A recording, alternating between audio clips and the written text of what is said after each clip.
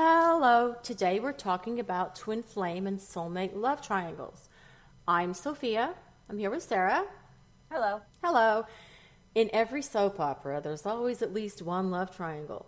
The most popular love triangles on television usually involve the couple the viewers want to be together and the one additional person who tries to sabotage their relationship and keep them apart.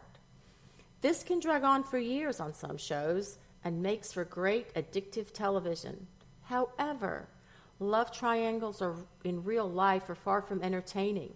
A better word might be excruciating.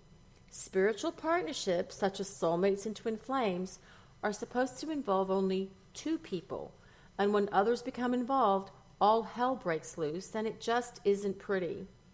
One of the three people involved in the love triangle, at most, only one, will enjoy it. The other two are usually miserable. So why would anyone get involved or caught up in a love triangle in the first place? Why would twin flames and soulmates even get involved in such a thing? Well, for starters, the first kind of love triangle involves at least three people.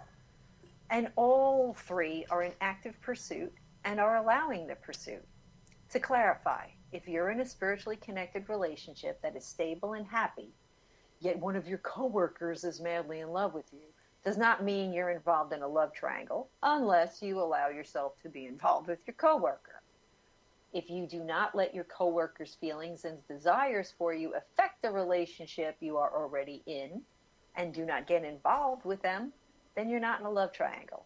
Your coworker, who is in love with you while you're in love with somebody else, is involved in a love triangle.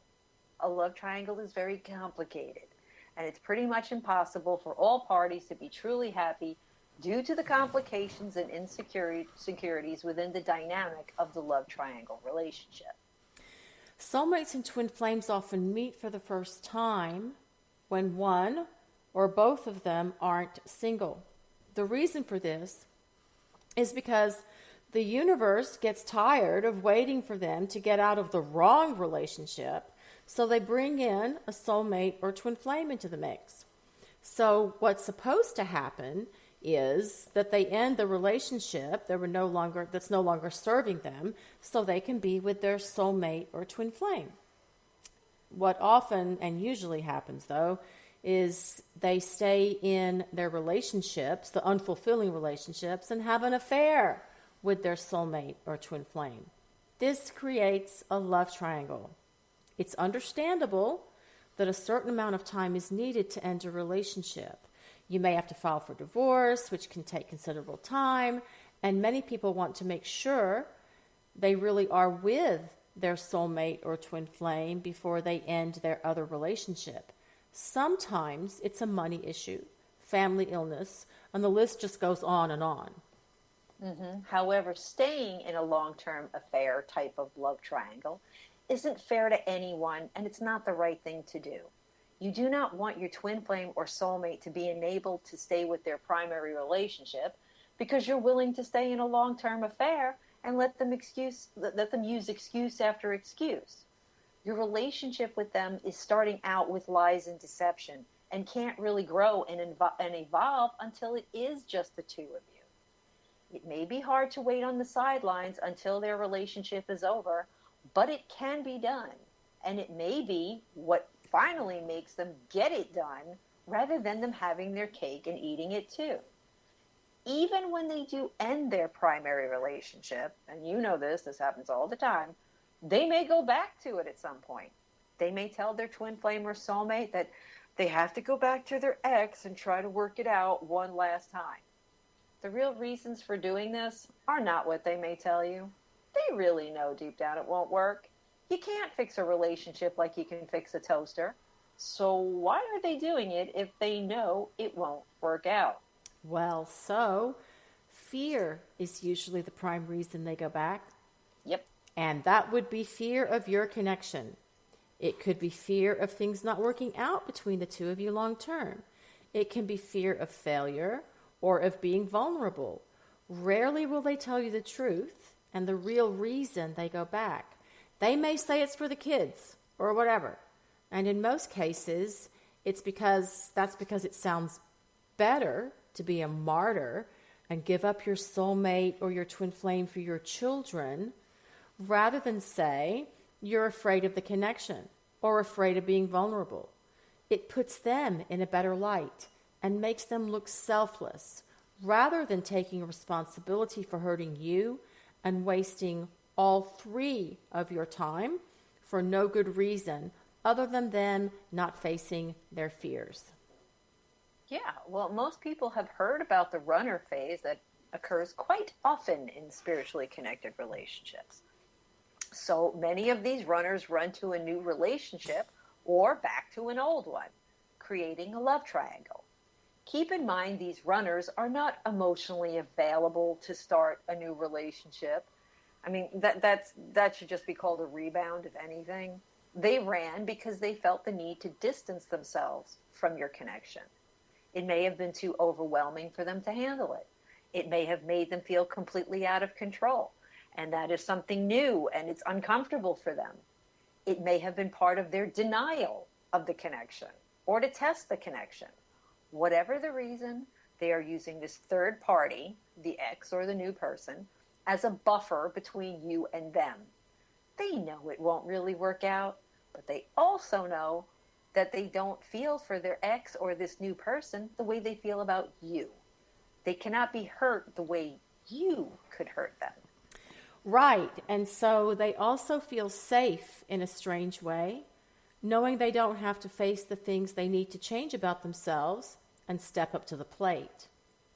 The ex that they had a terrible relationship with that now they suddenly go back to, they're not going back because they love them or that there's still something between them. They're used to the dysfunction. They're used to being in a toxic relationship, and they're used to settling. The risk to them involved in a spiritually connected relationship scares them. You'll notice a pattern in many cases, and the pattern is this.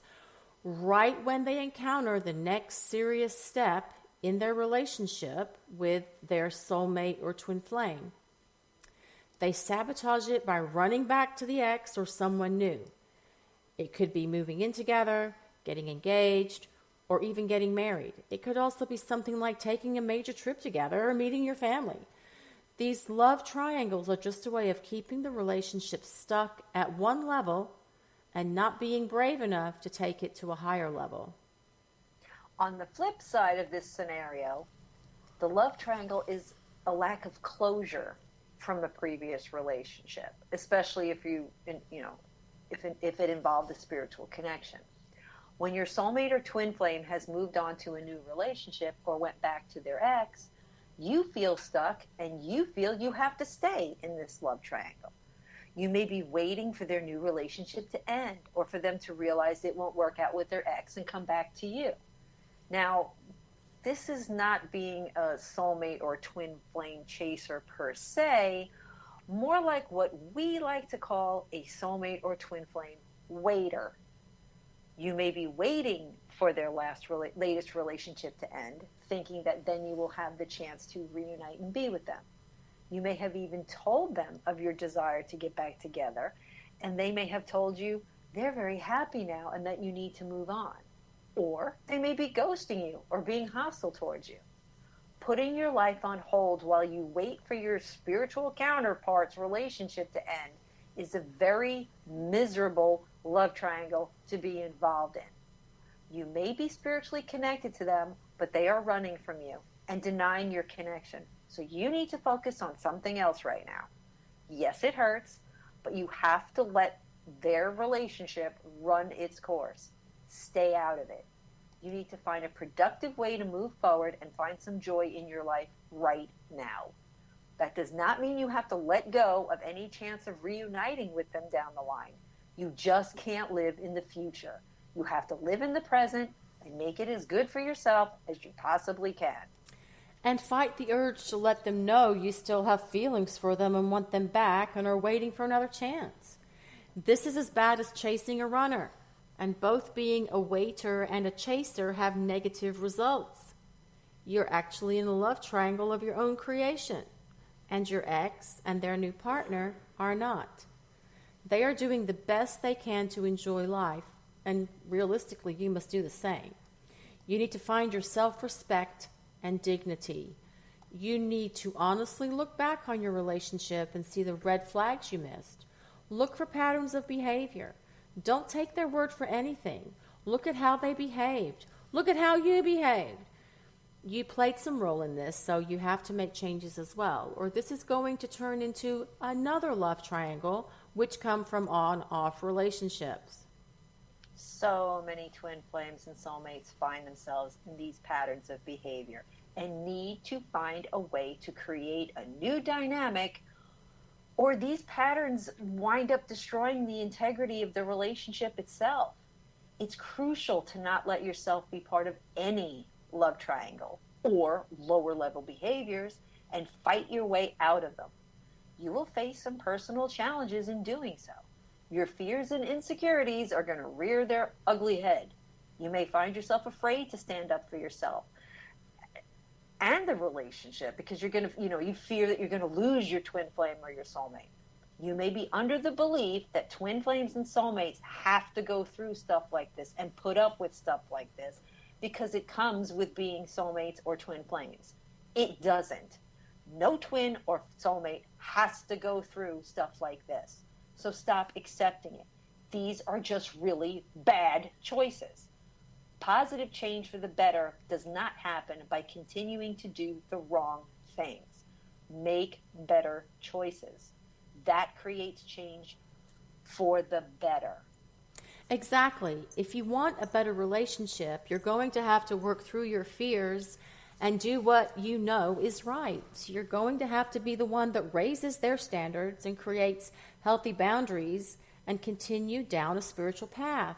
Stop being led in the wrong direction and become a leader yourself. Don't be afraid to issue ultimatums and use tough love.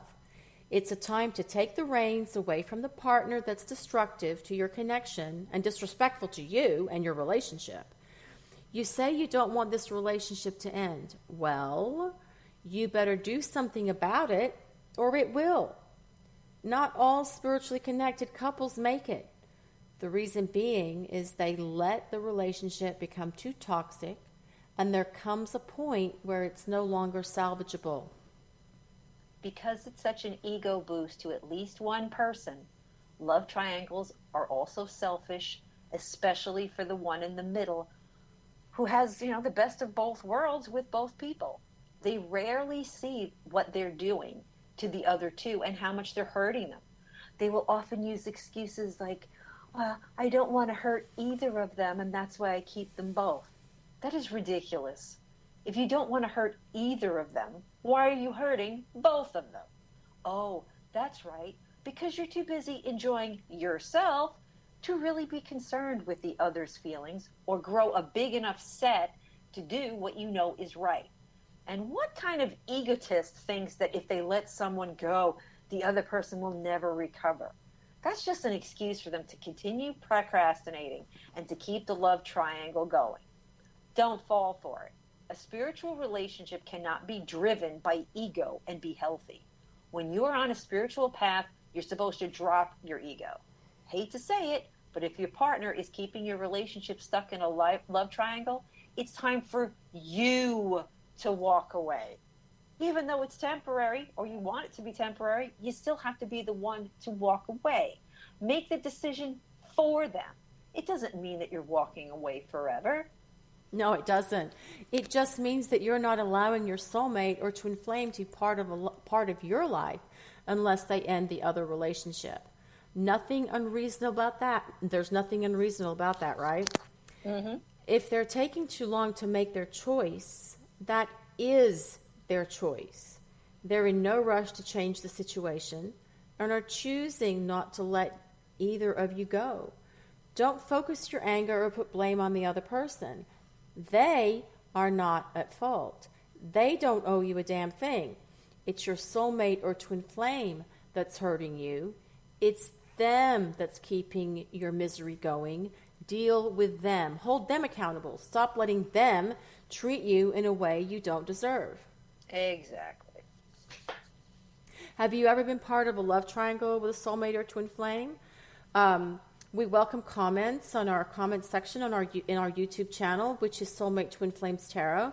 You can find Sarah and myself at soulmatetwinflamegurus.com, where there's articles and links to all of our social media, and that's where you can book us for a psychic reading. There's links to Facebook, Instagram, YouTube, all of it. And we welcome comments there, as well as on our website. And that's all for today. Thanks for listening. Bye.